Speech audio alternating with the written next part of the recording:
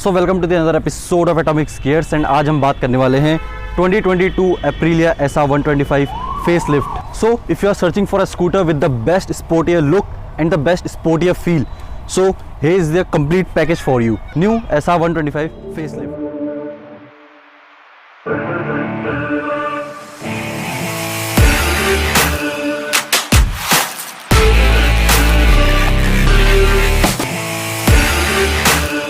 First of all, special thanks to MJS Automobiles for helping us out with their brand new product.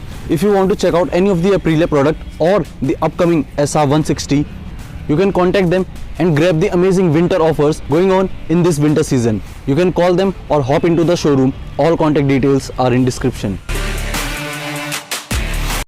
So talking about the new updates on the facelift version, on this model you get the complete LED headlight setup with DRLs, and for the instrument cluster on this model you get a big LED display with orange backlights and various necessary information on the display like total kilometers, battery voltage and mileage, which can be changed by tapping on the mode button, which is on the reach of your thumb. For the other information on the display, you also get the digital tachometer, speedometer and the odometer, along with fuel indicator and the engine temperature indicator. Whereas कुछ feature ऐसे हैं जो मेरे को लगता है कि इस प्राइस रेंज में इसमें जरूर होने चाहिए थे. वो है लाइक आपके engine kill switch, auto start stop switch, parking brake, side stand engine cut off feature and the big Bluetooth connectivity. तो वो चीज़ आपको इस प्राइस रेंज में इसमें अवेलेबल नहीं है, even after at the facelift updated version. So this can be a major setback for the Aprilia, which I feel like that. Rest, now we check the other specifications. Few features जो मेरे को काफ़ी पसंद आए on the new SR125, तो वह है इसके tall tyres which gives you the better centre of gravity while leaning on the bends. Second thing, design. तो ये और स्कूटर्स की तरह काफ़ी ज़्यादा थिक बॉडी के साथ नहीं है, तो इसमें एक आपको बेटर एरोडायनेमिक्स देखने को मिलते हैं एंड राइडिंग फील भी काफ़ी बढ़िया आता है.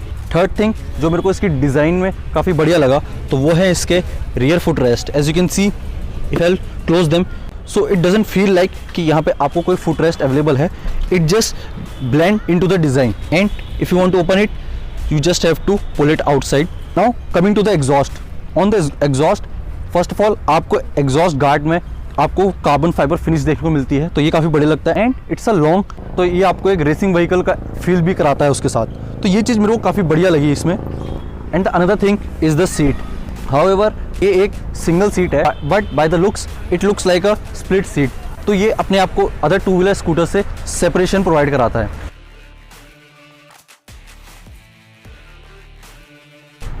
फॉर अदर कन्वीनियंस फीचर, तो आपको इसमें 11 लीटर का बूट स्पेस अवेलेबल है, but this one looks quite small. इसमें स्टोरेज उतनी नहीं है.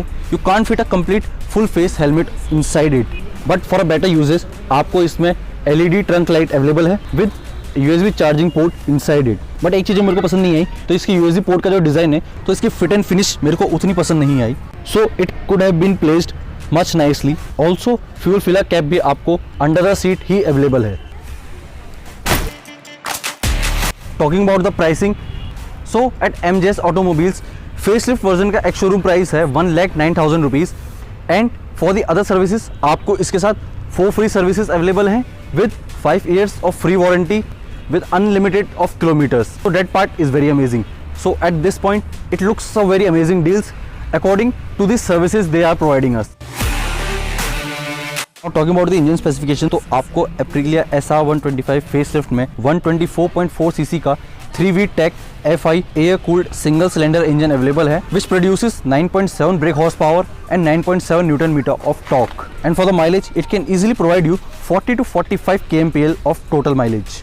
Talking about it's technical specifications, first of all for the lighting, front में आपको LED हेडलैम्प्स अवेलेबल हैं with DRLs, whereas at the rear you get the X design LED tail lamp with halogen indicators. For the tyres आपको इसमें both front and rear end में 14 inch के tubeless tyres available हैं with alloy wheels and 220 millimetre disc brake at the front, whereas at the rear you get the 140 millimetre disc brake. Suspension की बात करें तो front में आपको telescopic suspension available है, whereas at the rear you get the monoshock suspensions. Now let's talk about the other dimensions. So आपको इसमें 780 millimetre की सीट हाइट अवेलेबल है which is quite close to the Ninja 300 and for the ground clearance आपको इसमें 155 millimetre का ground clearance available है. Talking about its weight, तो this scooter weighs 155 kgs and it is quite heavy compared to its rivals. So now let's take a ride and see how its overall experience. First of all आपको चीज़ दिखाता हूँ, direction नीचे से ऊपर को है की स्लॉट की। पिलियन सीट में अगर आते हैं तो सीट काफ़ी इसकी हार्ड है और पिलियन की सीट हाइट काफ़ी ऊंची है। रियर फुटरेस्ट की अगर बात करें तो वो निकालना थोड़ा बहुत मेरे को इसमें इशू लगा। एक बार अगर आपको आदत हो गई तो उसके बाद तो निकाल लेंगे, बट थोड़ा बहुत आपको कभी इसको हाथ से निकालना पड़ सकता है। डिज़ाइन के लिए काफ़ी अच्छा है, यूजेबिलिटी में थोड़ा सा पीछे रह गया। ग्रेवल्स की बात करें तो ऊंचे हैं and they just touch your but.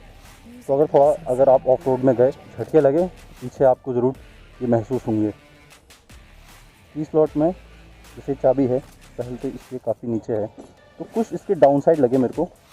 आपने चाबी लगा दी, नाउ इशू है इसके निकालने का। ये इतनी ईजिली निकलती नहीं है, इसमें थोड़ा बहुत आपको मूवमेंट रखना पड़ता है। मैकेनिकल पार्किंग ब्रेक आपको यहाँ पे नहीं मिलता है, तो ये आपके थोड़ा कह सकते हैं इतना बड़ा डाउन साइड नहीं है, मगर यूजेबल चीज़ है वो। अगर मिल जाए तो उसमें कोई वो नहीं दिक्कत नहीं है। तो इसको अब एक टेस्ट राइड में ले जाते हैं, इंजन स्टार्ट करते हैं। ऑल्सो इसका इंजन स्टार्ट काफ़ी साइलेंट है, मतलब नॉट दैट मच साइलेंट जितना आपको फसीनों में मिलता है, बट स्टिल ये मेरे को काफ़ी साइलेंट लगा, तो ये चीज़ भी अच्छी है। तो आप कह सकते हैं कि इसमें आपको साइलेंट स्टार्ट का फीचर भी एक तरह से है डिफ़ॉल्ट। फर्स्ट थिंग फर्स्ट, तो इसकी सीट हाइट की बात करते हैं। थोड़ा बहुत मतलब मेरे को रिजिड फील हुआ। सीट हाइट काफ़ी अच्छी है, तो आपको इसमें बॉडी पोस्चर स्ट्रेट रखने में काफ़ी हेल्पफुल रहती है। उसको कंपनी देते हुए स्टीयरिंग भी वेल हाइटेड है, along with that it is quite wide. वो एक आपको बाइक वाला फील यहाँ पे कंप्लीट मिलने वाला है सीट हाइट और स्टीयरिंग व्हील के साथ। एंड जिस तरह से मेरे को बिल्कुल आउटवर्ड स्टीयरिंग पकड़ने की आदत है, so when I want to use the switches, तो उसके लिए मेरे को एंड आपको थोड़ा इनवर्ड मूव करना पड़ता है। तो काफ़ी टॉल टायर्स और काफ़ी टॉल सीट हाइट होने की वजह से आपको उसमें एक बेटर सेंटर ऑफ ग्रेविटी देखने को मिलती है।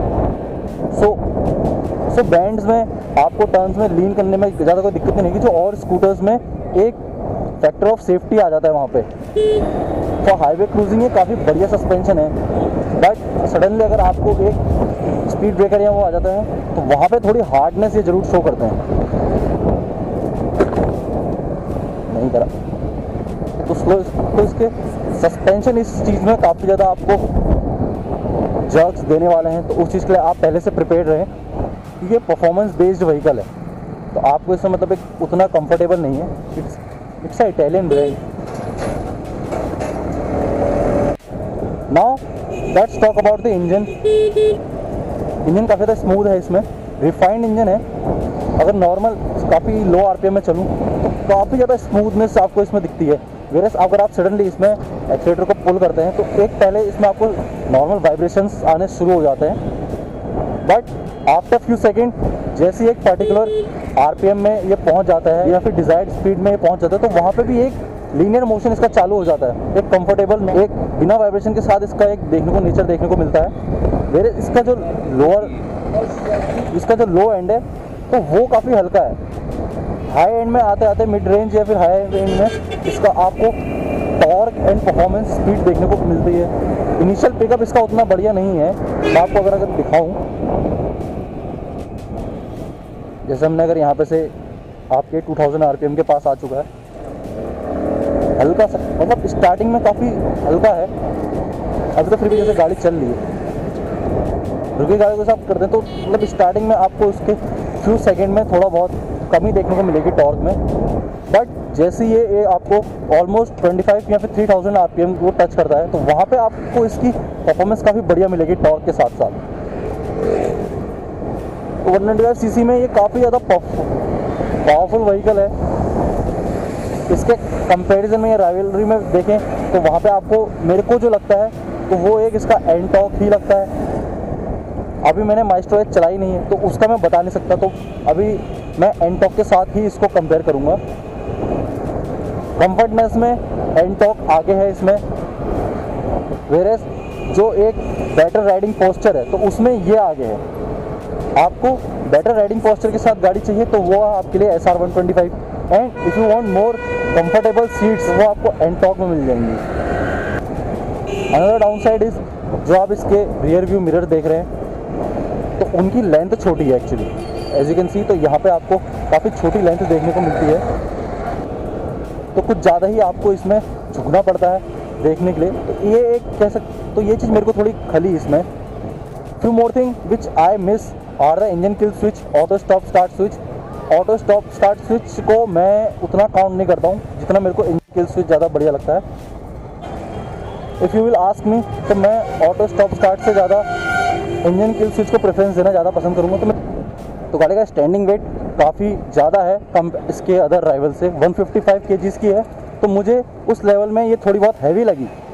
प्राइसिंग के लेवल में ये थोड़ा बहुत आगे जाती है औरों के कंपैरिजन में, क्योंकि ऑलमोस्ट ऑल अदर व्हीकल्स जो हैं आपके वो 1 लाख की मैक्सिमम रेंज तक ही आते हैं, तो वहाँ पे ये उनसे थोड़ा और आगे निकल जाती है। और फिर टॉक अबाउट द कंक्लूजन, अगर आपको चाहिए परफॉर्मेंस बेस्ड व्हीकल, एक टू व्हीलर व्हीकल जो आपको परफॉर्मेंस के बेस पे चाहिए कि आपको पावरफुल परफॉर्मेंस देखने को मिले, आपकी जो लॉन्ग राइडिंग रेंज है उसमें भी वो अच्छे से खड़ा उतर सके, and comfort and other usability में थोड़ा बहुत अगर आप निगलेक्ट कर सकते हैं तो you can go for it.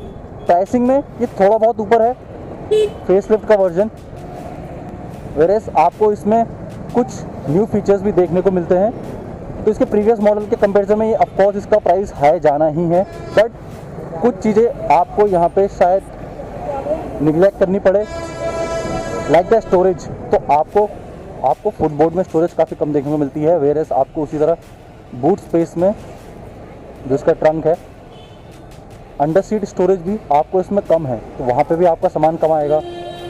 Leg reach इसमें थोड़ी कम है। It's a complete performance based vehicle and not कि आपको कितना इसमें सामान लाद के ले जाना है, तो उस बेस पे ये गाड़ी है भी नहीं। अगर एप्रिलिया को आप उस पर्पस से यूज़ करने वाले हैं तो शायद ये इसकी शान के खिलाफ चला जाए थोड़ा, तो ये मैं कहना चाहूँगा। एंड ये भीड़ ऐसे रहने वाली है, एंड